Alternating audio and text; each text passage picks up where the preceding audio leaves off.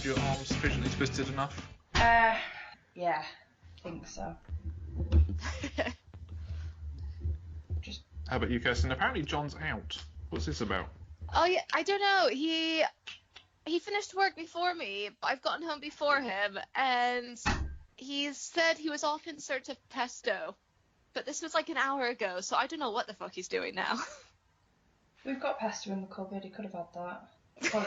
Would have been quicker. Oh, thanks for the offer. Yeah, 70 on the circle line. I'm sure it goes up to Rumcorn. We also have pesto in the fridge.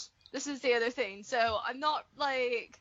maybe this is like an excuse for like hunting for Valentine's Day stuff or something. Maybe that's it. Lame. He's been rumbled. Welcome to Would John Rather, our podcast where we deliberately this week have only one John. As it's Valentine's Day and we got, 3 listeners last year? We thought we'd do it again. So I've got John's lovely wife, and I've got Matt's lovely fiance. So I have Kirsten and Lauren. Yay! That was actually more enthusiastic than I thought you were going to be about this situation. But thank you very much. I'd make the effort. I believe there's been a lot of arm twisting going on, so thank you for bearing with us. Sorry, I'm just going to get steadily more drunk as this podcast goes on. So hopefully by the end I'll be slurring. That's cool. I'll be told off if I didn't say it, but should we dive right in? Mm-hmm. Yeah. Right, this is proper lowest common denominator here, but it's a Valentine's Day special, and I feel I missed a trick last year. But would you prefer flowers or chocolate? Chocolate. Flowers. All right, like chocolate, I have a sweet tooth, and yeah, simple as. I mean, I don't dispute the love of chocolate, but because I'm attempting to lose weight, I can't eat flowers. Well, can, but I'm not. I'm assuming they're probably better for you than chocolate is. So. What if I one of get your you 5 edible a day. flowers? You can get like chocolate-shaped roses. Is that the right way to say it? Yeah. But if it's like a legit rose or a legit lily, then I'd be chuffed. But it would break my heart not to get both. Yeah. But yeah, I'd much rather flowers because I can sit and watch them die like the goth I am. Oh. Cool. Whilst listening to The Cure and summoning evil spirits. That's fair enough. Thing is, I can't judge because my wife is notoriously bad for killing houseplants, and every year or so, like a Facebook memory turns up, and it's Jess looking incredibly pleased with her new plant. And I made this snarky comment and uploaded it to Facebook. I said, "This is Jess and her new victim," because a victim is something that you choose and then kill it, isn't it? Yeah. Which is the correct terminology for what she had in her possession. Yeah, pretty much. We've got 2 houseplants and I do not take any responsibility or ownership for them. Are they succulents? Because Matt bangs on about them all the time. And No, one's like a money plant and one's an orchid. We've got one of those, but it keeps like on the verge of dying, and I don't know what else to do for this damn plant. Like, I've like watered it, not watered it, given it food, like put in different spots around the house. It just wants to die. That is what I've determined from this. Suicidal money plant. Ask Matt, because he looks after it and I don't. I just look at it and carry on with my day. The orchid's gone through its cycle once and it's back with a vengeance. And I have to keep batting the cats away from eating it because it's really poisonous for them. So, so that's fun. Thanks for trying to poison Brian. But yeah, so okay, yeah. To sway me, I need to know what type of chocolate and what type of flowers we're after, because you both got good points on each. Oh. If there was a way to take like a box of, what do you call them, roses, but get rid of like all the shit flavors, like the caramel pennies and stuff, that would be pretty good. I mean, that's like, if it's a budget like Valentine's Day, you get a lot for your money. Otherwise, dark chocolate. Yes. Actually, flowers wise, I would say probably white lilies or roses. They're like the generic. I'm not very well up on plant types, flower types, I guess.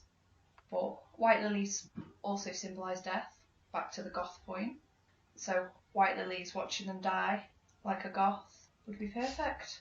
That's quite brutal. Not gonna lie. Brutal but fair. Yeah. That's one thing I think that Valentine's Day's been missing out on. It's just a little bit of brutality. Yeah, definitely. Bloodshed, the Valentine's Day massacre in America. I don't want to sound boring, but I'm glad I found someone who also likes dark chocolate, so I'm going to award Kirsty the win for the first one, very quickly. Do you know what? Devastated. Dark chocolate's the worst. Oh, it's the best. It's just got that, like, enough of a bitterness to keep me wanting more. I think because I'm bitter enough in life, I don't on my palate. I had an Oreo mini Easter egg thing. It's trying to be a cream egg, but it's an Oreo one. And I don't know what it's made out of, but my teeth felt sore while eating it. It was so sweet. I think it was just pure sugar with like biscuit bits in it. So I think I'm too old for like sweet treats. I need dark chocolate in my life. That's fair enough. Okay, next one. Because you are either married to or will soon to be married to one of my best friends. I need to know more about them. So this is a subtle way of finding out what makes them a bit shit that I will never find out. So, would you rather your spouse be a duvet hog or a snorer? Oh, this is really bad because I'm both. Well, I know I'm one of them, and my wife is the other one. So we've come to this happy agreement of don't kill the other person in their sleep because you're just as bad in a different way. I'm going to say snorer. I'll go with duvet hogger, but like I am definitely the snorer out of us two, and it's so bad that at one point I like woke my own self up with my snoring. So is that all three of us then are snorers? Yeah. Yeah, we should form our own podcast. Screw the other two. Yeah, I'm going to say snoring because I'm a snorer as well, so I can like counteract the snoring. There's nothing worse than waking up really cold because you haven't got the duvet on you. There's just, and then having to like wrestle with the other person to get the duvet back. Like why do people all of a sudden gain this Superman strength when asleep to hold on to a duvet? It's true. I think at one point me and Matt had 2 duvets on the bed. just so we got the fair share of the duvet, which is quite embarrassing, really. But now we've gone back to one duvet. Yeah, and I know I drive him nuts with my snoring because every morning it's, oh, I'm really tired. You were snoring again last night. Yeah. On the flip side of that, if he edited the show not at 4 a.m, he might get some more sleep. This is it. But try telling him that. Yeah. Who are we to try and break the habit of a lifetime? Exactly. Does what he wants when he wants. Kiki, your response? So it's gonna have like stealing the duvet is the absolute worst for me because this is like my daily life. Like with John, he is the worst duvet stealer I've ever met, and it's infuriating because he does this thing right where he just like somehow in his sleep steals a duvet from me, rolls himself up in it like a little burrito cocoon thing, and then like proper like snuggles down into it. So then I wake up like shivering in the night, and then if I try to pull on it, it's just like you said, he gets like this superhuman strength, and he just like rolls further away from me on the mattress, and then if I try to pull even harder, he'll either fall off the bed, wake up and get angry at me, like, why'd you push me out of the bed? Or he, like, does this, like, weird reflex reaction where he'll just, like, bounce or, like, try and, like, wiggle out of his cocoon to try and, like, push me away. And I'm just like, who is this horrible nighttime, like, cocoon John? Like, so I just end up, like, shivering. John without any thoughtfulness. I think if you were to approach his plate of food and he didn't stop himself, you'd end up getting hurt. Yeah. I think it's the purest form of John. His unadulterated self. Because at least, like, well, no, when it comes to sharing food, he'll let me have, like, one bite, and then afterwards he gives me these, like, raised eyebrows, and he's like, Johnny doesn't share food. No, he doesn't. Like, Johnny doesn't share duvet. Yeah. And because, like, he also snores, but not as bad as me. So, I wake up more with him stealing the duvet in his, like, cocoon of selfishness than I do from his snoring. Oh. It is a nightly battle. So feel for me, guys. My heart goes out to you both. Matt's not the problem, it's me that's the problem. And also my spatial awareness goes out the window when I'm asleep. Because I genuinely think I'm hanging off the edge of the bed. And I'm not. I'm starfished in the centre of the bed. And poor Matt has to turn into liquid to try and get a decent night's sleep around me. And I'm like, oh no, I had a really good sleep. And he's like, I didn't. My back's really sore. I'm like, oh, I've done it again. Is that knee in his spine? Yeah, basically. Yeah. Yeah, we've all been there. Knee in the spine. John, out of interest, which one are you? Are you the duvet sealer or the snorer? The snorer. The snorer. Oh, okay. So I'm a man. I'm not a cold-blooded lizard woman. So I run quite. I don't need all the duvet all the time, which freaks Jess out. She's like, "What? What is this? Why is your leg out of the bed? Because I don't need it to be in the bed, dear." Yeah, there's something about having a limb outside of the bed that is kind of terrifying. It's because the monsters under your bed will grab your leg and pull you underneath it and eat you. Exactly. What if the boogeyman comes and gets you, bites you? I don't know why, but as far as I'm concerned, the bogeyman only exists from like between September and like March. The rest of the year, I don't mind. I can have like any limb over the edge of the bed because I'm too hot. Yeah, if it's middle of summer, like Bogeyman's gone on holiday. He's off in. Yeah, exactly. Yeah. He's off for all inclusive in Tenerife for 2 weeks. He's gone like south of the equator to scare the Australians that have got winter. Yeah. Definitely. Yeah. I can't remember who picked which, but I think we all agree that losing the duvet is the worst. Yeah. So agreed. Make peace with having a snoring spouse. Sorry, I'll be sleeping first, so he has to listen to it. Cool. Wait, so who picked snorer? Me. Nice. Ooh, one apiece. Yeah. Oh. Okay, right. So I was going to ask the guys this question, but it's one of those questions that I think actually it'd be much better if I got you two to answer it. Oh no. I'm not going to. See, originally I was gonna go with would you fake it or would you give them tips? Oh. But I know that John would be screaming on the tube. Listening to this. I could ask you anyway, and go on. Oh no. Okay, yeah, we'll do 4 questions. We'll do a bonus one this week.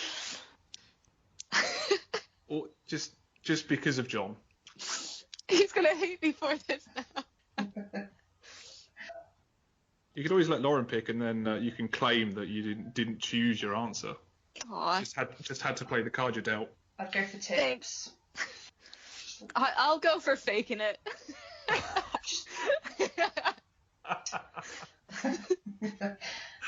Just because you know, honesty is key, and you can give tips in a very sensitive and delicate manner, and just put it as, you know, I would prefer if you did this.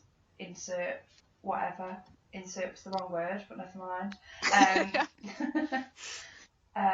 Yeah, I think you could be quite, because I just think if you were going to fake it, people are going to know. Unless you're really good at faking things, he's going to know deep down if all of a sudden you started changing the way you were. Whereas, like, you can just be a bit more sensitive about the tips that you're giving and make it more fun, I guess.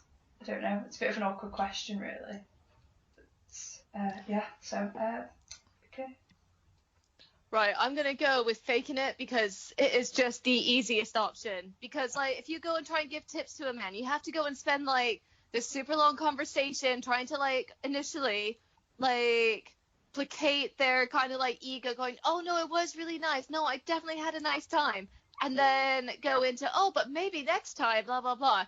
And, you know what, I'm just too busy. So if it's just not working out, specifically on, like, if it's on, like, Valentine's Day or something, there's a lot of pressure. It's just like, you know what? Let's just get this over with.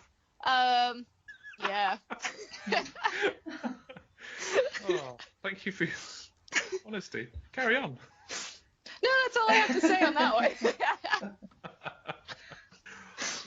Oh, brilliant. As with a lot of this podcast, I don't think there are any winners to that one. I don't think anybody comes out a winner on that one. No. Because, oh, yeah, just all of the frail, pathetic man ego getting destroyed there. Yeah, it was good, but that was so great. Yeah, best ever. Cheers, thanks. Until next time. Yeah, until next time. Okay, let's go with the original one. I had pegged. Would you prefer your other half to have a scientifically perfect face, or the face of Jason Momoa? And at the end of this, I will tell you what science has deemed to be the most closest to perfect. I'm going to go for Momo. Because he wasn't even in the top 10. He was snubbed, and my wife is head over heels in love with him. Because apparently he's everything I'm not, which is fine with me. Sounds like Jason was robbed. He was. I reckon he was. I mean, facially, I don't think he's the best looking, but I think he's got like an unusual but nice face, if that makes sense. He's got like a gruff, everyone loves a bad boy kind of face, especially his little eyebrow scar and beard and stuff. I was gonna say, like, the beard for some men definitely doubles their appeal, doesn't it? Yeah. There's a friend's friend, her partner, he's got a beard, and she said that every time he shaves it off, because occasionally he'll get sick of it, she said he's like the ugliest man alive, and she hates him. So until like the beard grows back, she's like, no, and then it grows back, and she's like, oh, hello. Stay away from me. Oh no, you can come round. See, I've got the opposite of that. Like, Jess has no time for beards, and I'm overdue for a shave, and she's like, can barely even make eye contact with me. See, I kind of be interested to see what John looks like with a beard, but like he just like his is just super straggly, and it's just like after a while, like no, just go shave it off. So I bullied Matt into growing a beard because of him shaving his head. Is he still trying to grow the beard? I think it's a bit longer from last time you saw him. Yeah. It needs sorting out. It is a bit straggly, and I do keep offering to do it and then never doing it. So it is my fault that it looks a bit wild at the mo. But can he grow a proper beard? Because last time I saw him, he had a proper sex offender moustache. And that was his choice. He actively got rid of the rest of the beard. So sorry for the love of your life getting thrown under a train here. It's fine. It's fine. He's not. But I may do. Yeah, just it's kind of a half beard, I guess. It's very like thick around the chin area, but I don't think it would grow kind of fully on the cheeks. But it just needs trimming down. Once it's trimmed down, it'll be fine. So he's not got like a lumberjack beard, but then who's got time for that? One of my exes had the lumberjack beard and spent more time brushing it and making sure there wasn't crumbs in it. And they're really unhygienic. So. Oh, I used to have a boss like with this massive beard, and he used to go and hide joints in it when he went to gigs. That was how like big and unruly this thing was, and you couldn't see his lips, and he always used to get like food in it all the time. Yeah. And anytime you would like kind of go, oh mate, you got some in there, he'd go, oh, I'm saving it for Ron later on. And it was so cringeworthy. I bet it's so smelly as well. Yeah, you could smell him before you saw him. Yeah. Oh no, it's hideous. Just don't like eating ice cream and that cream's getting all smelly. But it would be different if it was on Jason Momoa, because I bet he smells like the seaside and coconuts. I was gonna say, I reckon he smells like coconut body butter. Yeah, or like cocoa butter or something. Like the. Are we just like typecasting him because he's like Hawaiian? Yep. Probably. I wonder if Jason Momoa will hear this podcast. Maybe we'll get an angry email. I do not smell like cocoa butter or coconut butter. I smell like stale beer and cigarettes. Smells like Guinness and oil. Yeah, he loves Guinness apparently. He does love Guinness. And he hangs out in London a lot. Does he? Apparently. I don't know. I'm surprised I was quicker on the mark, but I think Kirsten was louder in her excitement there. Yeah. Right, I'm gonna go on Momoa watch, guys. I'll let you know. Maybe that's where John is. Yeah, him and like Jason just chilling on a mandate. Drinking Guinness. Okay, whatever you do, don't tell my wife. That's it. I'll be a divorcee. This is strictly between us. Cool. We'll keep it that way. So, are you itching to find out what the scientifically perfect face is? I Yeah. haven't argued yet. Oh yeah. Okay, you can For argue like it, really then imperfect faces. You can So, argue about like- it. I'll tell you who it is. Alrighty. My theory is that beauty's in the eye of the beholder, and I quite like people with a bit of like unusual or maybe not conventionally pretty faces, just because it makes them more interesting. So like, what's it? John has these like huge Gandalf eyebrows. I call them Gandalf eyebrows because they're just really long and bushy and everything. He sometimes likes to like frizz them up, and they always make me laugh because he can just pull the funniest faces with them. And it's also a little bit bizarre to see like such old man eyebrows on such a young face. But I know that's not necessarily gonna be everybody's cup of tea. So each to their own. And that is my argument. So keep talking. I'm going into the group chat right now and changing his name to Old Man Eyebrows. Old man.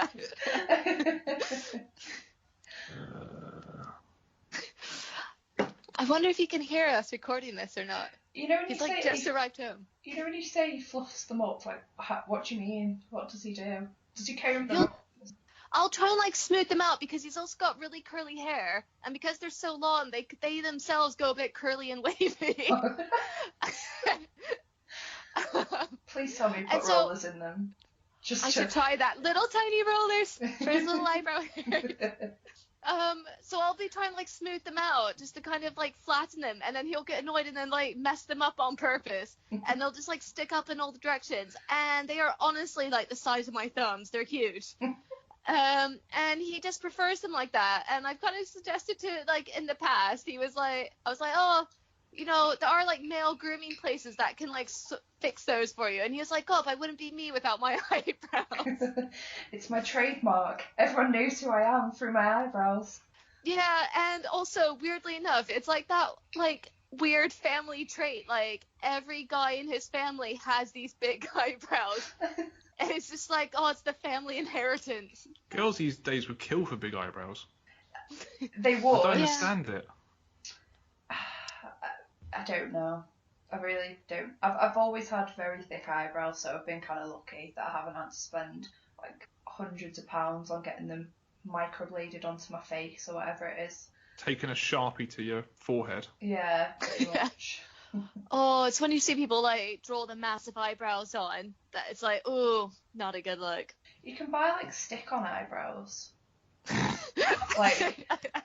Like actual, they look like real hair, and you can get them. It's probably if you went on like Wish or something, you can get like varying shapes as well. So like Thursday, I'm gonna have the more arched eyebrow that makes him look angry, or Saturday's going to be surprise eyebrow day. definitely have them too high up as well, so you look extra surprised. I just imagine these eyebrows looking like the eyebrows you get on emojis. So like super angry, super surprised, like, or maybe even like Disney villain style as well. Do you reckon they do like ones for like girls that are out this way, like towards the middle of nowhere, where it's just one huge eyebrow that's about a foot long? You just wear that across like a headband. There's a model who's famous for her unibrow, and she's like amazingly stunning, considering she has just one brow. It's like her, you know, like feature. Trademark.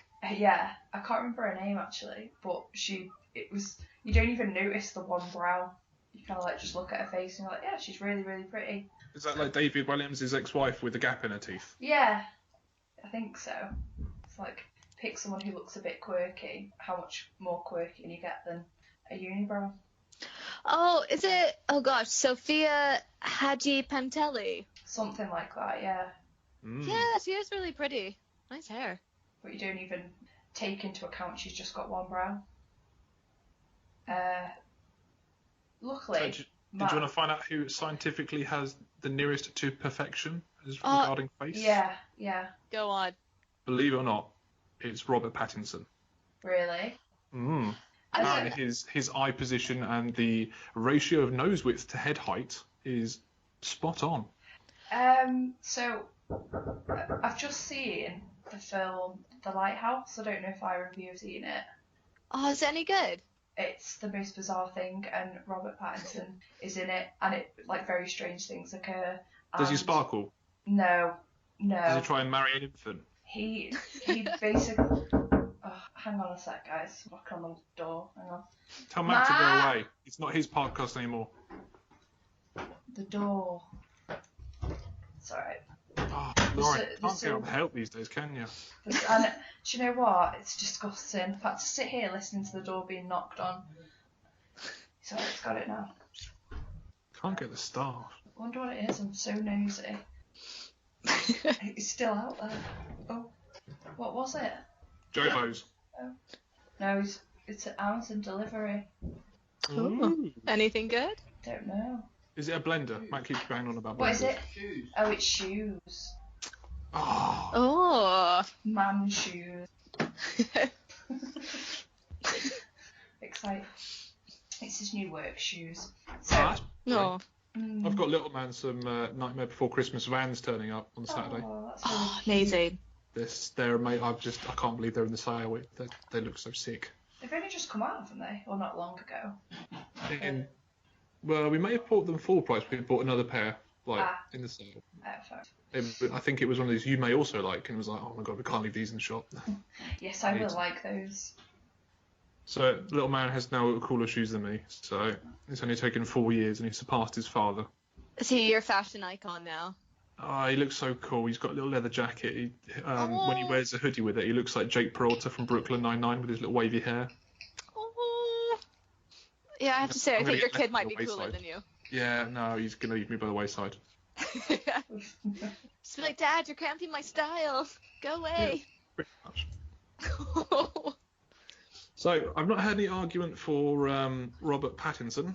I mean, he's not a bad-looking guy, is he? But, like, someone once told me that people are most attracted to other people with the most symmetrical faces. So I'm like, all right, no, like, he's a decent-looking guy, but he's just very vanilla, isn't he?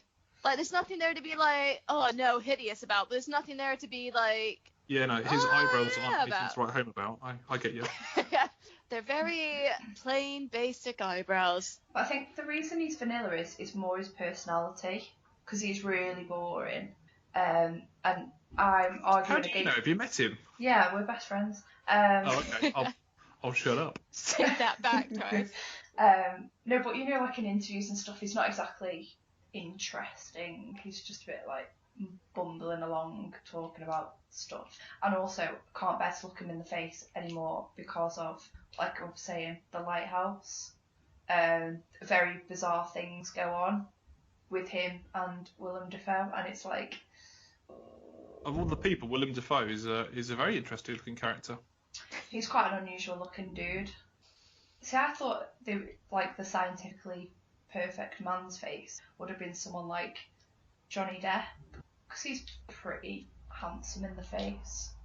Or someone really random like Donald Trump. Oh. It would have been hilarious if it was. I was expecting you to say someone like, I don't know, George Clooney. George Clooney made the list. He was quite high on there. Did they do Like a lady one? Sorry? Did they do one for ladies? I can Google it quickly. Yeah, I'd be curious to know. I bet it's going to be someone really irritating. Kim Kardashian, yay. But then they've had so much surgery, they can make their face look however they want now. Yeah, they're basically Play-Doh. Their whole beings are Play-Doh.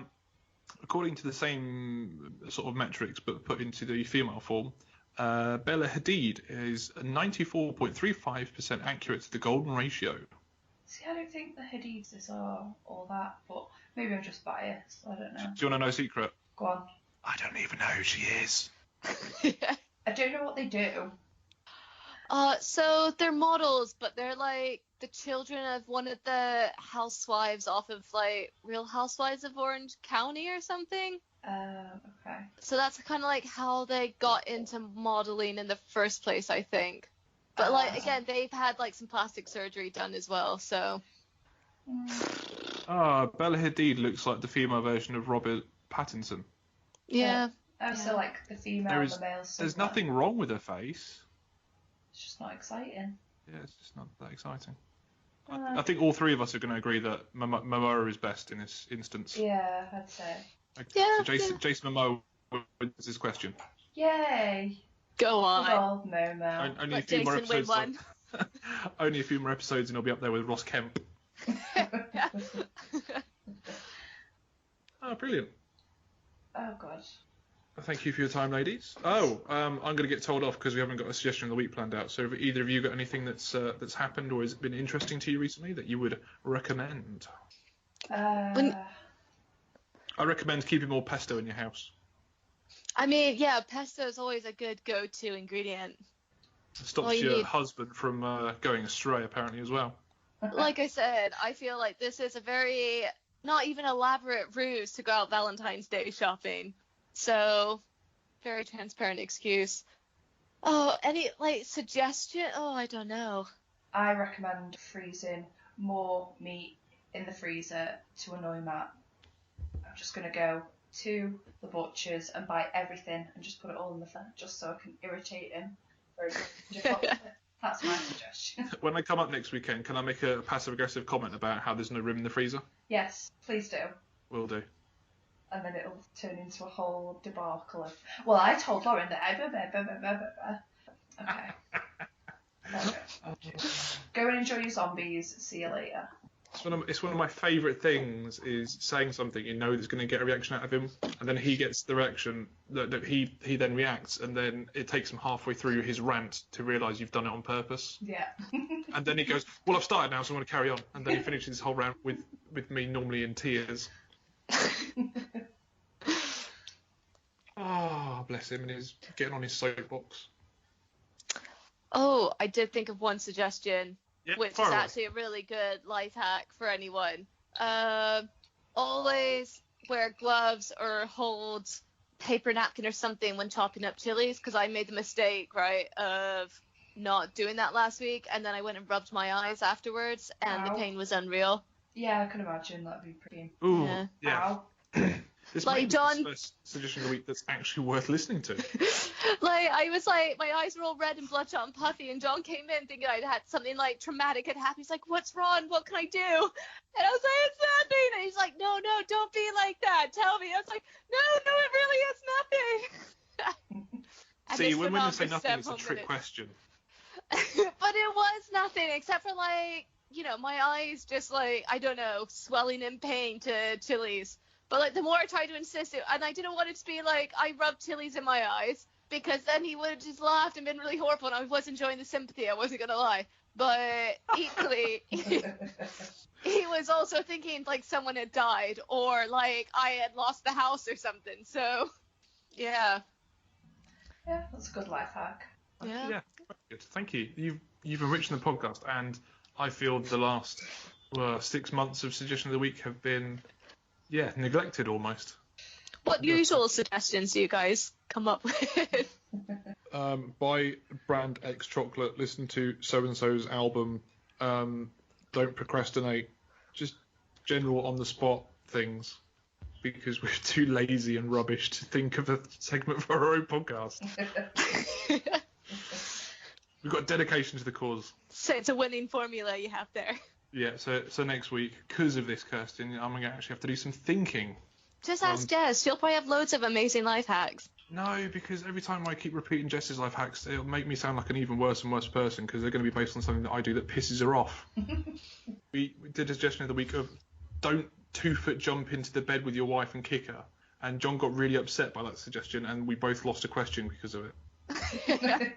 Because we found out more information than we needed to know. Wait, about what? Sorry. About kicking a wife? Yeah, we found out somehow that John gets into bed by launching himself. Oh yeah, he does do that. He doesn't kind of slowly lower himself into the bed. He jumps into the bed, and so many times I've accidentally been whacked in the face or something. And Yes. then I'm like, John, what the fuck? Why are you hitting me in the face? And he's like, I'm not. I'm just getting into bed, Kirsten. Gosh. And I'm like, you can do that without launching yourself like a fucking torpedo. And he just goes, no, Kirsten, that's just how everybody gets into bed. And so now I got 2 people on this podcast. Is that how people get into bed? throwing No. themselves head first No. into the mattress. No. And we suggested that he get into bed like a normal human being, and he got in a right huff. Thank you for the census. I will report this back to him next time which is probably going to be tonight, actually. He's going to do this.